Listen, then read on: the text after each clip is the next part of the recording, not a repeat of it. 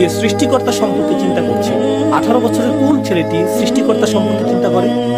তারা নতুন গেমের কথা ভাবে, তারা পরবর্তী ক্রিকেট ম্যাচের কথা ভাবে, তারা ভাবে কিভাবে অতিরিক্ত কিছু অর্থ উপার্জন করা যায়, তারা বিপরীত লিঙ্গের মানুষের কথা ভাবে, তারা ভাবে কিভাবে বাবা মায়ের চোখ ফাঁকি দিয়ে ধূমপানে আসক্ত হতে পারবে, মাদক, বন্ধুদের সাথে আড্ডা দেয়া, কিভাবে সকলের অগোচরে স্কুল ফাঁকি দেয়া।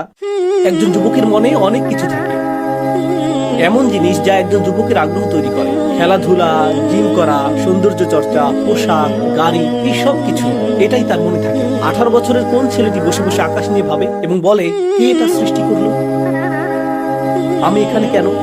আমার অস্তিত্বের অর্থ কি? আমার এখানে আসার উদ্দেশ্য কি? কেন আমি এই শূন্যতা অনুভব করি? এটি সাধারণ কোনো 18 বছরের ছেলে নয়, এমনকি এ যুগে সাধারণ কোনো 80 বছর বয়সীও এমন নয়।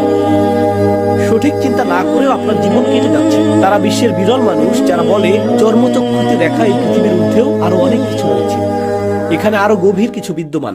আমাকে তা খুঁজে বের করতে হবে, আমাকে এই অনুসন্ধানে বের হতে হবে। তো আপনি রাসূল সাল্লাল্লাহু আলাইহি সাল্লামের সিরাতে এমন মানুষ পাবেন যারা ঈমান আনার আগ পর্যন্ত ঈমানদার বলে মনেই হতো না। যেমন ওমর ইবনুল খাত্তাব ইসলাম গ্রহণের পূর্বে ইসলামের বিরুদ্ধে খুব আক্রমণাত্মক ছিলেন, অথবা হামজা রাদিয়াল্লাহু তাআলা ইসলাম গ্রহণের পূর্বে ইসলামের বিরুদ্ধে খুবই আক্রমণাত্মক ছিলেন, কিন্তু কিছু একটা ঘটেছিল যা তাদের আঘাত করে এবং ফাটল ধরিয়ে দেয়। আর তখনই আপনি দেখেন যে এর ভেতরে পানি রয়েছে, এর ভেতরেও ঈমান বিদ্যমান।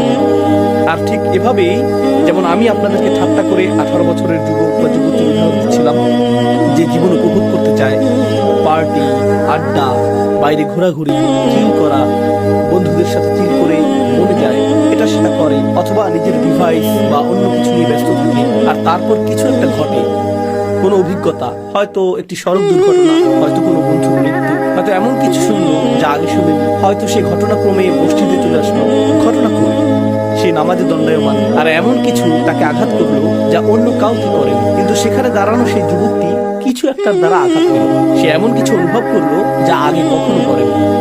হঠাৎ করে সেই পাথরটির কি ঘটে? এটা ফেটে যায়, আর হঠাৎ করে এই যুবক আরো 2 রাকাত থেকে যেতে চায়, এবং তারপর সে আরো 2 রাকাত থাকতে চায়। আর তার বন্ধুদের অবস্থা এরকম, তোমার কি হয়েছে? এটা কি? তুমি নিশ্চিত যে তুমি ঠিক আছো? হ্যাঁ হ্যাঁ, পাথরটিতে ফাটল ধরেছে।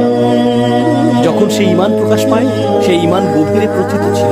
আপনি এটাকে ভ্রান্তি দ্বারা ঢেকে রেখেছিলেন, আপনি এটাকে সামাজিকতা দ্বারা ঢেকে রেখেছিলেন, আপনি এটাকে বিনোদন দ্বারা ঢেকে রেখেছিলেন, কিন্তু কোনোভাবে পানি ঠিকই পথ করে নিয়েছে, এটা পথ করে নিয়েছে। আর কোনোভাবে এমন কিছু ঘটেছে যা এটাকে ফাটল ধরিয়েছে। আর যখন এমনটা ঘটে, আপনি একজন ভিন্ন ধরনের মানুষ দেখতে পান।